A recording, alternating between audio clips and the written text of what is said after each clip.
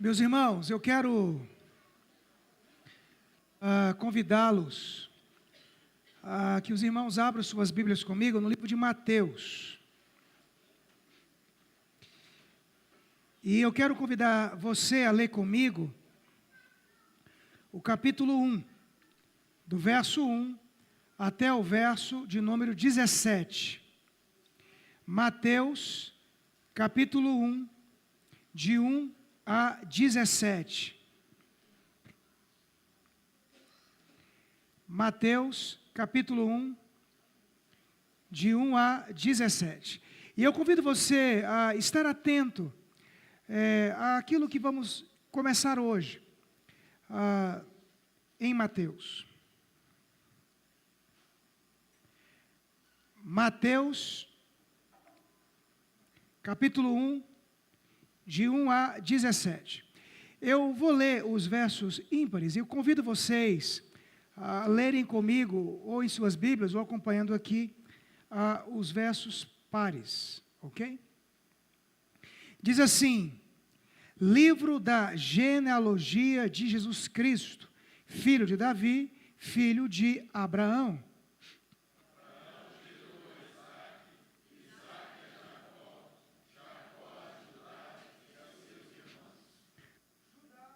Judá gerou de Tamar a Pérez e a Zerá. Pérez gerou a Esrom, Esrom a Arão.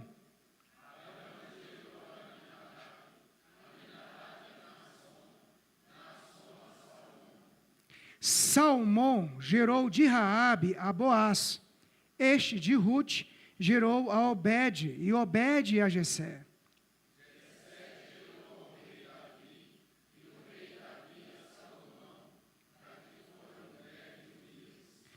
Salomão gerou a Roboão, Roboão a Abias, Abias a Asa.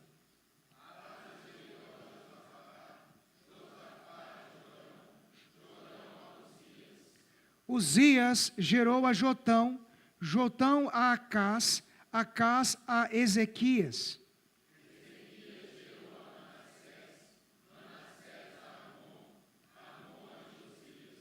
Josias gerou a Jeconias e a seus irmãos no tempo do exílio na Babilônia.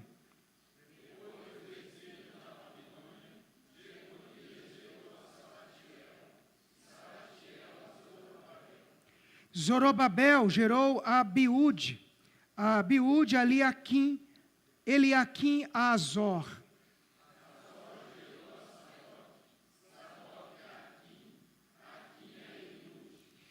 Eliúde gerou a Eleazar, Eleazar a Matã, Matã a Jacó.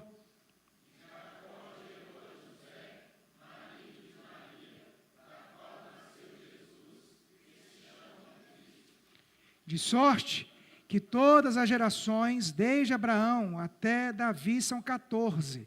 Desde Davi até o exílio na Babilônia, 14. E desde o exílio na Babilônia até Cristo, 14. Vamos orar ao Senhor? Peça para que Deus, mesmo com tantos nomes que são citados aqui, Ele possa falar ao seu coração, falar à sua alma, e que você seja nessa noite edificado pela palavra do Senhor. Pai, mais uma vez nós nos achegamos à Tua presença, e nós Te louvamos, ó Deus, pela oportunidade de termos as Escrituras traduzidas para a nossa língua, e temos a oportunidade de lê-la de forma pública aqui, com toda a liberdade. Essa geração tem tido essa oportunidade e essa liberdade. Nossos templos estão abertos e nós Te louvamos por isso. Alegramos ao Senhor porque, como eu disse, essa geração tem tido a oportunidade e a liberdade de ouvir da palavra, de ler a palavra, de escutar a palavra. E, portanto, eu peço a Deus que o Teu Santo Espírito, que fala, possa falar nessa noite, de modo que os corações aqui sejam edificados, abençoados, e que todos nós sejamos encorajados a compreendermos, entendermos a grande obra de Jesus, e que os nossos corações sejam aquecidos por essa profunda verdade, para que nós não nos percamos, ó Deus, enquanto a gente caminha, mas que consigamos, ó Deus, nos mantermos firmes sempre em direção ao Senhor. Portanto, eu peço que tu possas falar ao coração de cada amado irmão que está aqui, de modo que todos sejamos edificados. Assim eu oro, clamando e rogando por tua graça sobre mim e sobre todos. Ó Pai, em Cristo Jesus. Amém e amém. Meus irmãos, se há algo que a gente diz com muita frequência, e se há algo que a gente trata aqui na comunidade, é sempre sobre a graça.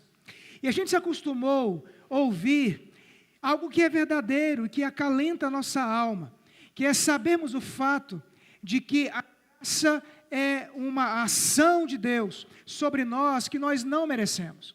É um agir deliberado, proposital, intencional de Deus sobre nós. É uma ação dele sobre nossas vidas. É uma manifestação dele sobre nós que nós não merecemos. E há algo que as Escrituras demonstram em toda ela, é a graça de Deus.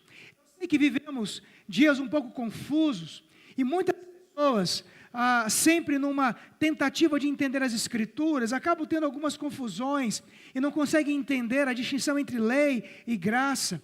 E há um movimento que surge hoje, conhecido como hipergraça, e que não consegue entender que dentro dessa graça de Deus, existe sim a manifestação também do juízo de Deus, que foi revelado no Filho, ou foi dispensado sobre ele, para que a graça, portanto, pudesse ter sido dispensada a nós.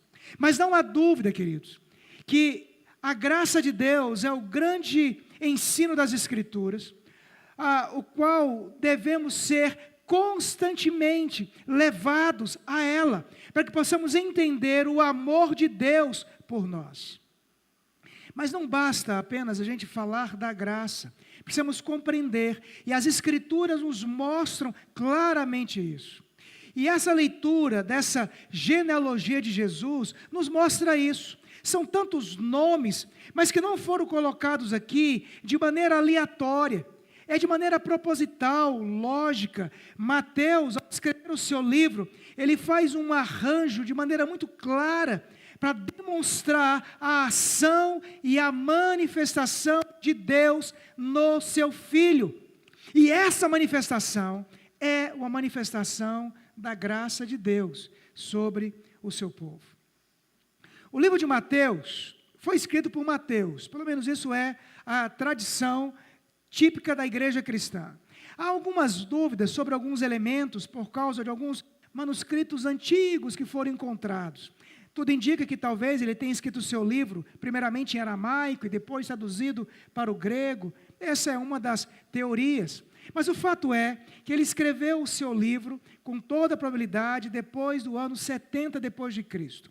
Agora, a razão pela qual ele escreve o seu livro é muito lógica. Diferente dos outros evangelistas, tudo indica que Mateus escreveu esse livro para uma comunidade de judeus cristãos. E, portanto, a forma como ele escreve é para tentar demonstrar que Jesus, o Filho de Maria, é o Cristo, ou o Messias. Portanto, todo o arranjo e todo o escrito de Mateus, ele caminha nessa perspectiva.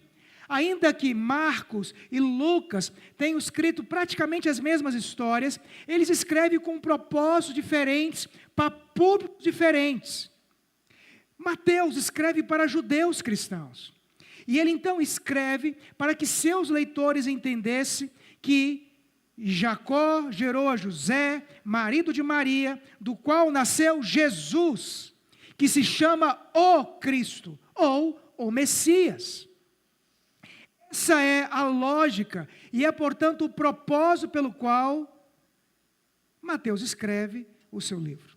Daí, então, nessa genealogia, nós conseguimos entender esse elemento da graça de Deus revelado a nós no seu Filho. Daí, eu quero propor para os irmãos nessa noite um tema para que facilite a nossa conversação aqui. E o tema seria o seguinte: a graça revelada na história. A graça revelada na história.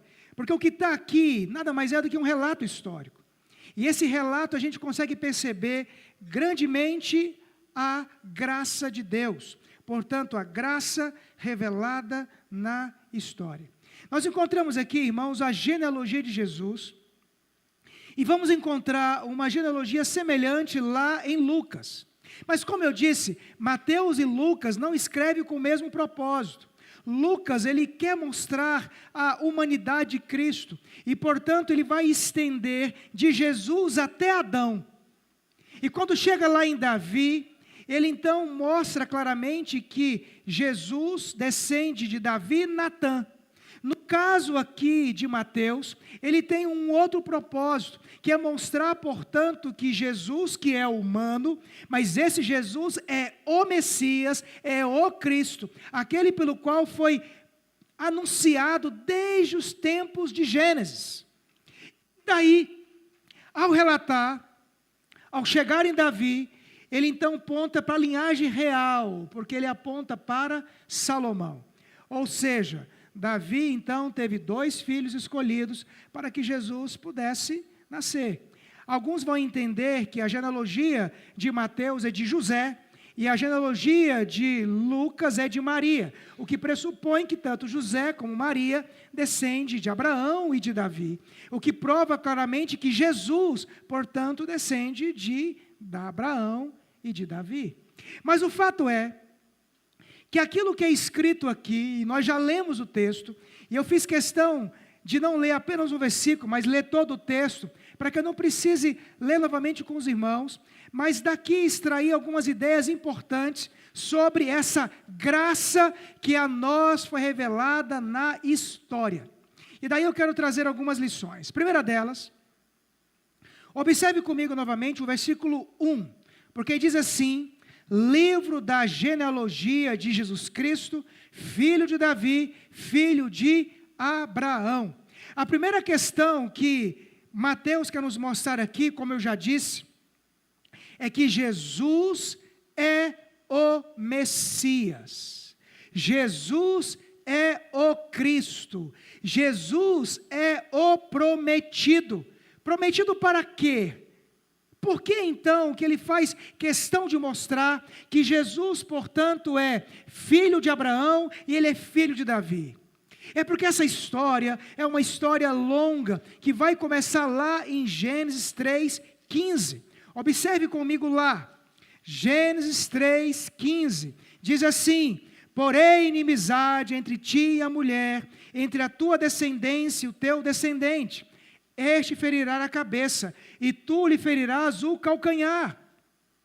Quando Adão, como representante da raça humana, quebra a aliança, que nós chamamos de aliança das obras, portanto, Adão e toda a raça humana caiu, rebelou-se contra Deus. E, portanto, Deus, sendo justo, resolveu punir toda a raça humana, trazendo, portanto, os castigos e as maldições da aliança das obras. E o pior dos castigos é a morte. Mas, movido pelo seu amor, ele estabelece uma outra aliança, a qual nós a denominamos de aliança da graça, o que nós chamamos de história da redenção. E, portanto, todo o Antigo Testamento é a descrição desta narrativa, dessa história, desta aliança, portanto, que seria a nós dada e revelada. E o começo de tudo está ali, Gênesis 3:15, quando Deus fala assim: da mulher vai nascer um varão, e esse varão, portanto, pisará a serpente, vai destruí-la, ainda que seja ferido por ela. Isso é chamado de proto-evangelho, porque a gente entende claramente que aqui começa a descrever uma grande e uma longa história, onde Deus resolve salvar, manifestar salvação. E essa história da redenção, ela vai sendo contada e recontada. No primeiro episódio à frente, encontramos a figura de Noé. O mundo havia caído completamente em pecado, afastado completamente de Deus. Novamente o juízo é manifesto. Porque Deus diz que Ele iria destruir toda a raça humana com um dilúvio que iria acontecer. Mas enquanto o juízo é manifesto, a graça também é. Porque diz que Deus chama Noé, salva sua esposa, salva os seus filhos, salva as suas noras. E a graça, portanto, ela é completamente manifestada. Manifestada. Há uma ação de Deus ali em Noé. Essa aliança é reafirmada agora em Abraão. Observe comigo Gênesis capítulo 12. Diz assim: ora, disse o Senhor a Abrão: sai da tua terra, da tua parentela e da casa de teu pai, e vai para a terra que te mostrarei. De ti farei uma grande nação, e te abençoarei, e te engrandecerei o nome. Sê tu uma bênção. Abençoarei os que te abençoarem, e amaldiçoarei os que te amaldiçoarem. Em ti serão benditas todas as famílias da terra. Aqui ele está escolhendo Abraão, reafirmando a promessa da graça e da salvação, dizendo: em ti, Abraão, todas as famílias serão abençoadas. E aqui ele estava apontando lá para o Messias. Quando chegamos um pouco adiante, vamos para 2 Samuel, capítulo 7. 2 Samuel, capítulo 7.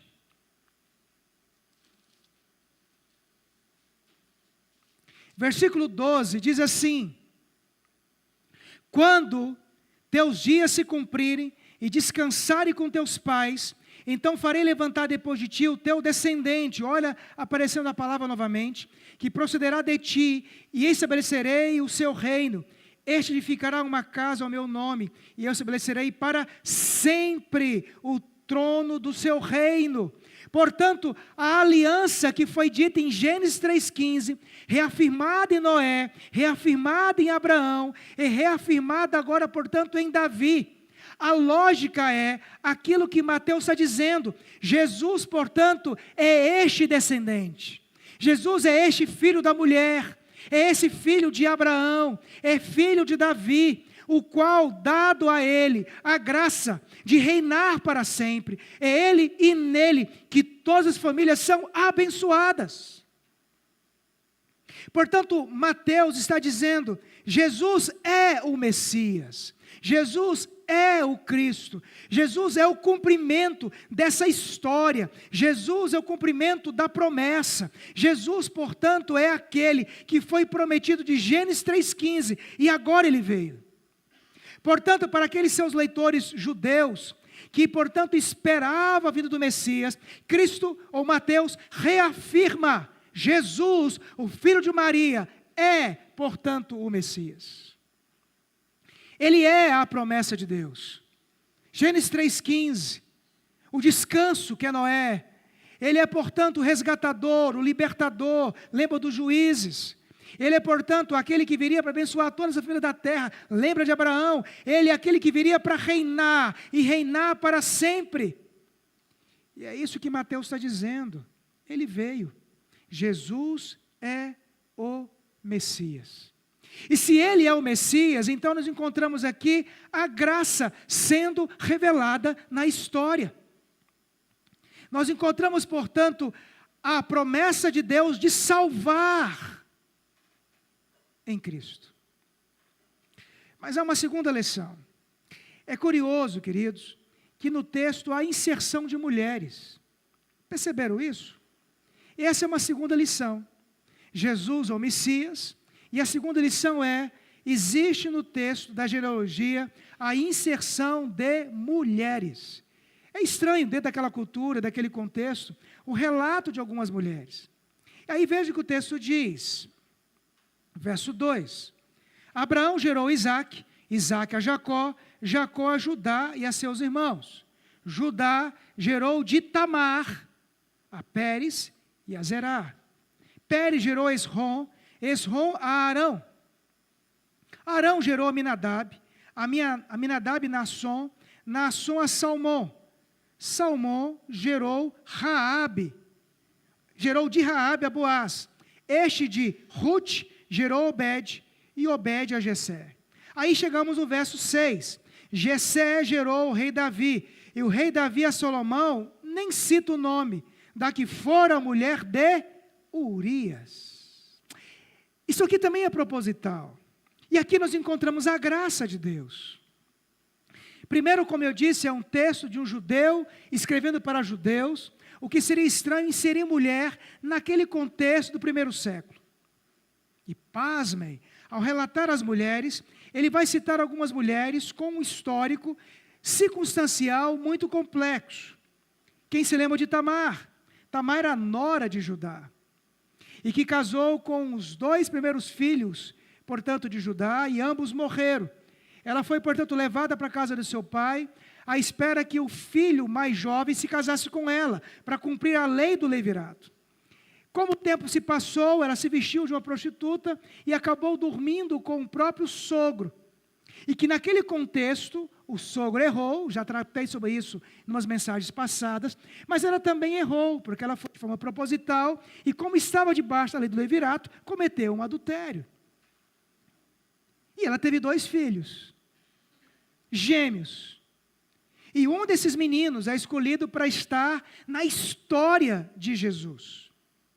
Depois o texto cita uma outra mulher, Raabe, que é tratada como uma prostituta, era uma prostituta de Jericó. Depois ele cita Ruth. Nada contra a pessoa de Ruth, mas ela era uma moabita.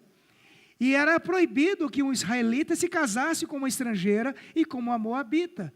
E, portanto, as mortes e maldições que acontecem no contexto de Ruth é muito claro. E ainda mais grave ainda, o verso 6 diz que Salomão é filho da que fora mulher de Urias, Betseba. Os irmãos sabem da história. Davi estava ali, deveria estar na guerra, mas não estava. Olhou uma mulher e usou da sua autoridade e dormiu com uma mulher casada. Cometeu um grave adultério e, não se dando satisfeito, ainda fez com que o marido fosse morto. Daí, queridos, Mateus insere essas mulheres aqui, e eu não tenho nenhuma dúvida de que a inserção delas aqui nada mais é do que a manifestação da graça de Deus. É claro, Deus não esconde pecados, e em nenhum momento, mesmo sendo estas mãe de Jesus, Deus não escondeu seus pecados. Há um juízo e uma justiça, e a história delas é marcada por isso. Mas há 2 coisas aqui que é fantástico também. Nós encontramos a manifestação da graça de Deus. Nós encontramos Tamar, que foi rejeitada, e ela teve a honra e a graça de ser mãe. E não apenas uma mãe que não tivesse um histórico glorioso, porque na sua história, a promessa da redenção, ela faz parte. Tamar teve a graça de ser mãe de um menino, e esse menino está na história de Cristo.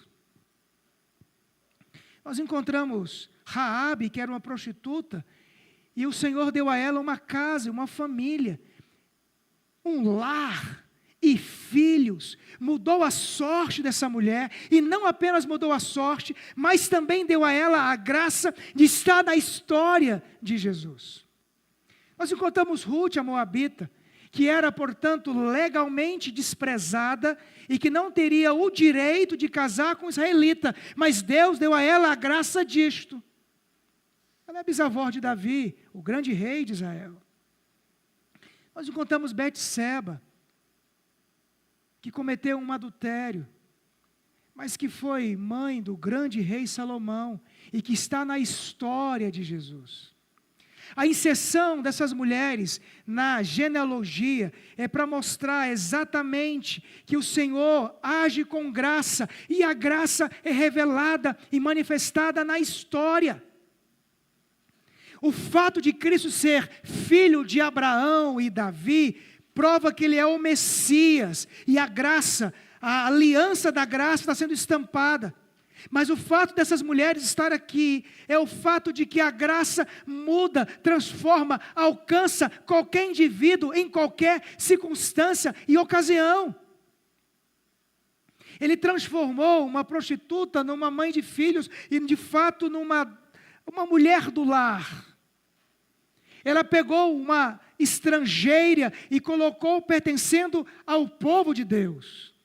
E aqui nós já conseguimos encontrar o universalismo do Evangelho, que não era apenas para os judeus, mas era para toda a humanidade, cumprindo a promessa de Deus para Abraão, que nele todas as famílias seriam abençoadas. E isso é gracioso. Portanto, essas mulheres nos traz no coração e diante de nós a graça salvadora, transformadora de Deus. Uma terceira lição, queridos, que a gente pode encontrar. Daí então a gente vai ter uma narrativa de um pai que vai gerando os seus filhos. Até que chegamos no verso 17. E o texto diz assim: de sorte que todas as gerações, desde Abraão até Davi, são 14. Desde Davi até o exílio na Babilônia, 14. E desde o exílio na Babilônia até Cristo, 14. Aqui me traz uma terceira lição da graça de Deus na história. Primeira, Cristo é o Messias. O segundo, a inserção dessas mulheres é um elemento claro de que Deus manifesta graça transformadora. Terceiro, Deus conduz a história para concluir a sua salvação. Deus conduz a história para concluir a sua salvação. Esse número 14 aqui, ele é complexo para ser interpretado. Porque se você pegar literalmente, você não vai encontrar aqui exatamente 14, 14, 14. Mateus era um coletor de impostos. Daí então ele mexia com números. E nós vamos encontrar, diferente de Marcos e diferente de Lucas, vários detalhes em números. Ele faz questão de colocar valores, o que pressupõe a sua profissão. Alguns vão dizer que o 14, se você pegasse, por exemplo, na língua hebraica e colocasse um número para cada letra, aí são as teorias que existem, o nome Davi daria exatamente o número 14. O que 14, 14 pressupor Davi, Davi, Davi, o que pressupõe essa ideia do reino. Talvez seja apenas uma teoria um pouco estranha, mas eu enxergo nesse versículo algo um pouco diferente. Eu vejo, na verdade, um controle de Deus no processo da história. Veja, de Abraão até o Cristo se passaram milhares de anos. Milhares de anos. Nesse período, Israel, que era o povo de Deus, passou por uma infinidade de oscilações. Tempos os quais eles tiveram quase a extinção. É possível lembrar da rainha Esther, quando houve esse processo todo. É preciso lembrar-se, por exemplo, das várias invasões que houve no período dos juízes, nos grandes cativeiros. Mas a promessa de Deus, de Gênesis 3,15, reafirmada com Noé, reafirmada com Abraão, reafirmada com Davi, não se perdeu. Daí eu vejo claramente Mateus dizendo assim: olha como a graça prometida se cumpre. De Abraão até Davi, Deus cuidou do seu povo. De Davi até o cativeiro, Deus cuidou do seu povo. Quando no cativeiro poderia ser extinto, Deus cuidou do seu povo. Eles voltaram do cativeiro, voltaram para a sua terra, reconstruíram a sua história e Cristo veio. Ainda que o 14 possa ter as suas significâncias, talvez, nessa cultura judaica, a gente percebe claramente que Mateus faz um arranjo para nos mostrar que Deus conduz a história para concluir a salvação, para manifestar a sua graça. Para manifestar a sua graça. Jesus, portanto, é o Messias. As mulheres são o reflexo claro da graça transformadora de Deus. O verso 17 nos evidencia de que a história não é um arranjo aleatório, mas é algo que estará atrelado, amarrado, controlado e conduzido por Deus. Não há absolutamente nada fora do seu controle. E aquilo que Deus prometeu cumprir, Ele cumpre. Ele prometeu em Gênesis 3,15 que Ele iria salvar, que a graça seria manifesta. E Mateus nos evidencia, sim, a graça é manifesta. Deus controlou a história. Israel não foi extinto, passou por uma infinidade de situações, mas Deus controlou, Deus cuidou e Cristo veio. Queridos, é impossível, humanamente falando, um controle tão perfeito da história. Quem poderia garantir que de Abraão a Cristo a história poderia ser assim? Quem pode garantir que um povo que passou por tamanhas e tantas situações iria permanecer até Cristo vir? Só Deus. Porque Deus conduz a história para concluir a sua salvação. Está claro isso para você? Está claro, meus irmãos? Pode responder. Não fique com medo. A graça de Deus está muito clara aqui. Mateus, nessa genealogia, nos mostra, Jesus é o Messias. Ele insere mulheres de maneira proposital. Olha, era uma prostituta, era uma mulher de um outro povo, mas a graça do Senhor tratou, resgatou, transformou, mudou a posição, o lugar dessas mulheres. Deu a elas a dignidade que aquele contexto requeria. A graça foi abundante. Elas eram estrangeiras que não tinham direito, Raabe e Ruth, e Deus deu a elas o direito, porque a graça de Deus é estendida para todos os povos, porque Ele já havia prometido para Abraão que nele todas as famílias da terra seriam abençoadas. Em todos os lugares haveria homens e mulheres que seriam alcançados pela graça, e não mais apenas em Israel, não mais apenas entre os judeus. É por isso que nós, brasileiros, a graça chegou a nós, e Mateus diz isso. E o verso 17 nos convence claramente que o Senhor é o Senhor da história para salvar. Daí, eu quero caminhar para a conclusão. Eu quero trazer 3 conclusões ou 3 lições a partir dessas 3 verdades que eu apresentei para os irmãos. Primeira delas, eu e você devemos nos convencer de que Jesus é a resposta de Deus para a humanidade. É isso que Mateus nos convence. Jesus, Ele é o Messias, o Cristo. E Jesus é a resposta de Deus para a humanidade. Jesus é a resposta de Deus para manifestar sobre o homem, a humanidade, a graça. E Cristo é a resposta de salvação. É isso que Mateus quer mostrar para aqueles judeus que liam seu texto. Jesus, portanto, é a resposta. E aqui é algo muito específico. Não há outro caminho, não há outra possibilidade, não há outro jeito, não há outra forma. Somente Jesus. Jesus é a resposta. Para que o homem reencontre o Criador. Jesus é a resposta para que o homem volte para o caminho. Jesus é a resposta para que o homem encontre alento e paz, que foi perdido com a queda. Jesus é a única resposta que pode preencher o vazio do coração do homem. Jesus é a resposta de Deus. Uma segunda lição, quando olhamos para as mulheres, Jesus é aquele que transforma a condição da humanidade. Jesus é aquele que transforma a condição da humanidade. Jesus é aquele único capaz de tirar indivíduos de um estado e colocar em outro estado.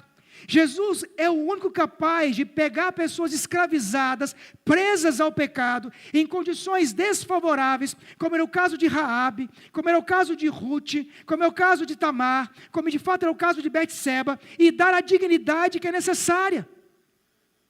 Somente Jesus, porque somente Ele é a resposta, somente Ele pode, pelo seu Espírito, nos transformar e nos fazer viver e reviver uma outra vida e uma outra história. Somente Ele pode mudar o nosso destino, e somente Ele pode mudar o nosso caminho. Somente Jesus pode dar sentido para a vida e para nossas histórias. Somente Ele pode trazer alento e paz com o coração entristecido, desanimado, angustiado. Somente Ele é, e somente Ele pode dar esperança àqueles que olham para frente e nada conseguem ver. Ele, por meio da sua graça, dessa história da salvação, transformou a vida daquelas mulheres. Raabe morava numa cidade condenada. Raabe era um objeto sexual e talvez religioso, pois naquele tempo a sexualidade estava muito ligada às questões religiosas. E Deus deu a ela uma família. Ruth estava fora, num povo que não era objeto da graça. E o Senhor foi lá e trouxe Ruth para fazer dela ou nela fazer parte do povo de Deus. O Senhor faz isso. Jesus é aquele que transforma a condição humana. Terceiro, Jesus é aquele que controla a história. Pois Mateus 1,17 nos convence que até Cristo, o Senhor controlou a história. De Gênesis 3,15 até o nascimento de Jesus, não importou o que aconteceu, o Senhor controlou a história e aquilo que Ele havia dito aconteceu. Depois de Jesus, e chega os nossos dias, Jesus é aquele que controla a história para cumprir o seu plano em nós.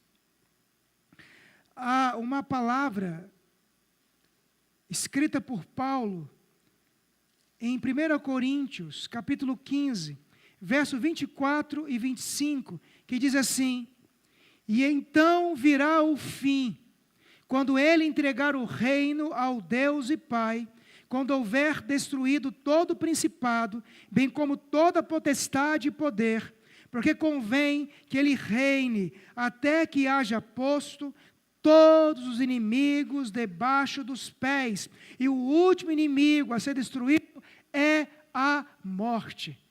Daí, a mesma promessa ali, de 1,17, de que 14, 14, 14, nesses 3 períodos, nada fugiu do controle de Deus. Eu e você temos que ser convencidos de que Jesus é aquele que controla a história para cumprir o seu plano, porque a palavra de Deus nos afirma que Jesus está no seu trono e Ele está reinando e colocando debaixo dos seus pés todas as coisas. Portanto, não há guerra, não há seca, não há epidemia, não há lástima qualquer que esteja fora do controle de Deus. Não há domínio, poder ou potestade ou governo que não esteja no controle de Cristo. Não há evento que esteja fora do seu propósito. Ele diz, Ele reina, até que vai colocar tudo debaixo dos seus pés. Ele vai reinar até que o último inimigo a ser vencido será a terrível, dolorosa e sofrível morte. Portanto, Jesus é aquele que controla a história. Daí, meus irmãos, diante do relato de Mateus 1,17, diante da visão do Evangelho, a gente precisa tomar alguns posicionamentos. Se Jesus é a resposta de Deus para a humanidade, então é preciso que eu e você sejamos por Deus convencidos nessa noite de que é preciso ser levado à verdade, de que para a salvação, somente em Cristo. Portanto, a atitude que se espera do Evangelho é que a gente receba a Cristo como sendo a promessa cumprida, como sendo a resposta, como sendo aquele e o único no qual nós encontramos salvação. Não há outro lugar, não há outra forma. Jesus é a salvação. Receba Cristo. Receba a verdade do Evangelho. Se Jesus é aquele que transforma a condição humana, e Ele transforma pelo Evangelho, é preciso que o nosso coração também se convença de que devemos parar de fazer atalhos, de querer encontrar respostas com nossas próprias forças, e entendermos de uma vez por todas que é o Evangelho que nos transforma, e uma vez que Ele me preenche completamente, tudo começa a ter sentido. Às vezes, a gente quer encontrar uma tal felicidade fazendo atalhos, tentando com as próprias mãos e força encontrar resposta, quando a resposta está em Cristo Jesus. Porque Ele, e somente Ele, pode transformar a condição pela qual eu me encontro. Está claro isso para você? Jesus é aquele que transforma uma vida. O Salmo 40 diz: esperei pelo Senhor, eu estava lá preso no lamaçal e Ele me tirou de lá. É Cristo que faz isso. E por fim, queridos, se Jesus controla a história, e Ele controla a história, então deveríamos parar de nos desesperarmos diante daquilo que nossos olhos não enxergam, e deveríamos continuar e caminhar todos os dias, sabendo que todas as rédeas deste mundo estão, portanto, firmadas nas mãos do Senhor. E que nada está fora do seu controle. E que não é a minha vida tão pequena, tão limitada, que de repente Ele perdeu o controle, que Ele cochilou e Ele esqueceu de mim. Não, Ele está no domínio e controle de todas as coisas. E se tem algo, irmãos, que nos faz adorar, glorificar ao Senhor, é descansarmos diante da soberania e do controle de Deus de toda a história. Todas as vezes que os nossos corações estão aflitos demais pelo dia de amanhã, o nosso coração começa a questionar e começa a colocar Deus na berlinda, como se de repente Ele tivesse perdido o controle das nossas vidas. A nossa história está nas mãos do Senhor. Eu tenho que recebê-lo como Senhor. Eu preciso buscar e confiar nele, para que Ele transforme o que tem que ser transformado em mim. E eu preciso descansar, pois aquele que começou a sua boa obra, Ele de fato vai consumar, Ele vai finalizar em nós. E diante de tudo isso, é preciso que nós, como discípulos de Cristo, possamos reagir à grandeza do Evangelho que Deus tem nos dado. Saia de uma vida cristã mecânica, amarrada, cheio de desculpas esfarrapadas, uma vida cristã cheio de contos de que assim, assado, você não pode viver, porque o Evangelho é poderoso para nos transformar. Nós estamos diante de uma fonte inesgotável de graça e de amor. Por que você está com frio? Se Cristo é o grande calor que nos aquece. Por que você está com fome? Se Cristo é o pão da vida. Por que você está com sede? Se Cristo é a água da vida. Por que você se sente só, se Cristo é o grande Emanuel? Por que você vive em guerra, se Cristo é a paz? Por que você está em trevas, se Cristo é a luz? Por que você se sente ainda um escravo se Ele te fez filho? Por que você continua parado? Se Cristo nos dá asas como as águias e nos dá força, e mesmo os velhos não se cansam, porque Cristo é a nossa força. Por que viver do mesmo jeito?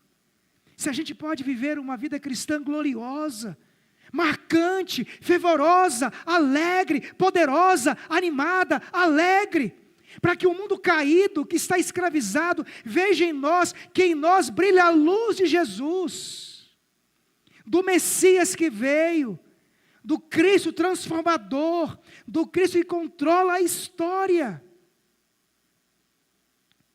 Por que viver do mesmo jeito? Continuar sempre no mesmo lugar, de domingo a domingo, do mesmo jeito, com as mesmas desculpas, com os mesmos argumentos, se Cristo está diante de nós. Se Cristo está diante de nós. Que Deus nos ajude a reagirmos, a acordarmos, a sairmos do estado que a gente se encontra. Porque Jesus Cristo mudou o nosso viver. É essa canção que vamos cantar agora.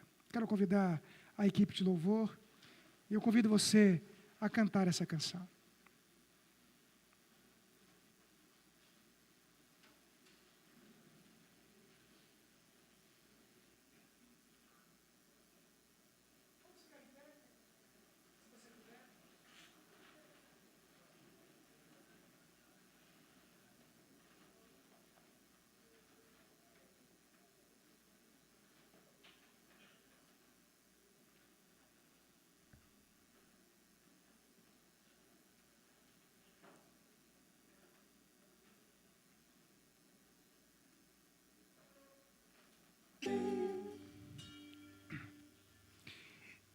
Vamos orar, queridos. Vamos orar nesse instante. Eu quero aproveitar também e orar pelo Almir, não é isso? O irmão do Antônio Lopes, que está bem, a cunhada. O pastor Davi não está bem, o estado dele continua grave, ele está agora em coma de fato. E eu queria colocar essas pessoas diante do Senhor, mas quero orar pela sua vida nesse instante. Tudo que a gente fala e todo o esforço que a gente faz num culto à noite, não é para exercermos uma oratória ou trazermos informações de quem escreveu um livro, de quando foi escrito, não é esse o propósito. O desejo e a oração sempre é para que o Evangelho de Cristo gere em cada um de nós a única coisa que de fato nós precisamos, que é a transformação de vida. Você, meu irmão, tem a graça e o privilégio de ouvir do Evangelho, porque a vida só faz sentido por causa de Cristo. E eu convido você nesse instante a aproximar-se desse Jesus que nos transformou e que nos transforma. E o meu desejo, a minha oração nesse instante, é para que essa semana seja uma semana nova. Não porque os milagres vão acontecer, não porque alguma coisa que você esperava vai acontecer, mas porque a sua experiência com Jesus será nova, diferente, graciosa e mais poderosa. Porque se isso de fato ocorrer e acontecer, tudo mais tem sentido. E até aquilo que você esperava há muito tempo para acontecer, terá um outro sentido por causa da presença gloriosa de Jesus. E não pense que o Evangelho é apenas para incrédulos. O Evangelho é para crentes, porque nós devemos ser constantemente desafiados a entender que a vida cristã continua e Cristo continua sendo glorioso para nós. E é isso que Ele espera. Vamos orar ao Senhor? Pai, em nome de Jesus, nesse instante nós nos achegamos à Tua presença. Agradecemos a Ti, ó Deus, pela Tua palavra, por essa genealogia, que mais do que o amontoado de nomes, nos convence de que Jesus de fato é o Messias, que Jesus é o Cristo prometido lá em Gênesis 3,15, e que toda a história bíblica apontava para esse Jesus que veio e que nasceu. Essa genealogia nos convence de que mesmo mulheres, ó Deus, que estavam fora, em situações rejeitadas, a graça foi poderosa para transformá-las, refazê-las e trazê-las para o convívio da fé. E que não importa, ó Deus, o que possa ter tido acontecido em toda a história de Israel, de cativeiros, de invasões, de lutas, nada fugiu do teu controle. E uma vez que o Senhor decidiu salvar, o Senhor salvou, e nada impediu o teu agir na história. Pai, em nome de Jesus eu peço que teu Espírito aplique essas verdades em nós, para que todos nós aqui, se porventura alguém nos ouve em casa, seja convencido de que Jesus é o caminho, a verdade e a vida, de que Jesus é a única resposta de Deus para a salvação da humanidade, e que nossos corações possam receber essa verdade, de que Jesus é o único capaz de nos transformar, uma transformação genuína, plena e perfeita, e que as transformações que nós precisamos, que tu possa gerar isso em nós aqui. E ao sabermos que o Senhor controla a história, que nós tenhamos paz e descanso, de que o amanhã é desconhecido para a gente, mas não para o Senhor, e que todas as coisas que nos cercam estão debaixo do teu controle e do teu domínio, e que Cristo está reinando, e vai colocar tudo debaixo dos seus pés.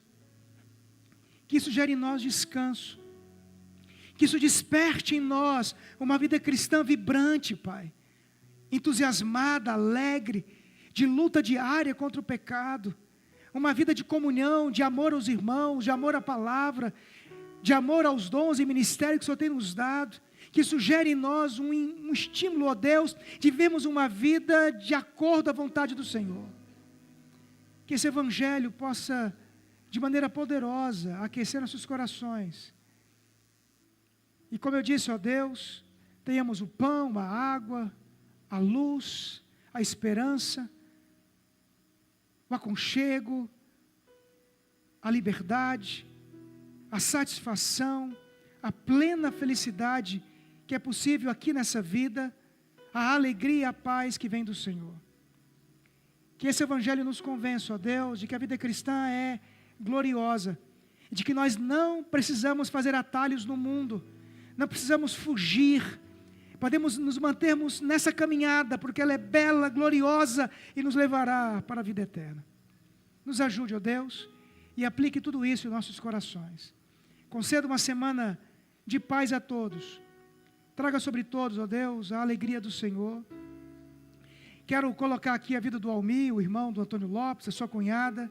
Que o Senhor tenha misericórdia deles, que a tua graça possa alcançá-los nesse instante, que o Senhor possa cumprir a tua vontade e o teu querer, pois não duvidamos do teu grande poder transformador e de cura, mas que eles sejam alcançados, ó Deus, pela verdade do Evangelho.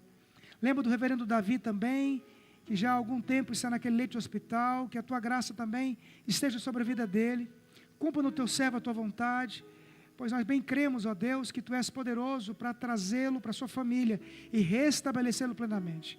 Mas o colocamos na tua presença, rogamos por ele, pela sua esposa e pelos seus filhos e netos, a visitação poderosa do Senhor. E que todos nós aqui, ó Deus, estejamos sempre na tua presença, alcançados sempre pela tua graça e pelo teu amor, e que nos dias mais difíceis, mais sombrios, a gente olhe para a cruz e olhe para a luz de Cristo, para que o nosso coração não se perca na tristeza, na angústia, mas encontre alegria e paz, pois Cristo reina, Cristo reina, Cristo reina, e reina sobre a igreja, e reina sobre nós, e reinará para todo sempre, e nós te louvamos por isso, ó Pai, em Cristo Jesus.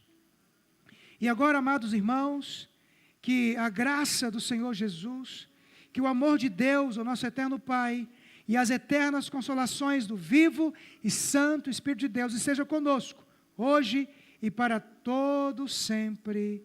Amém, amém.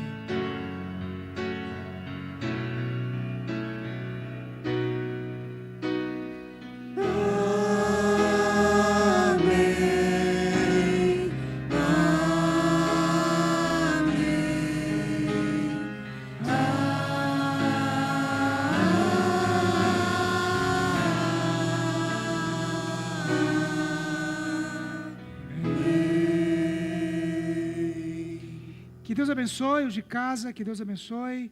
Por sentar-se, irmãos.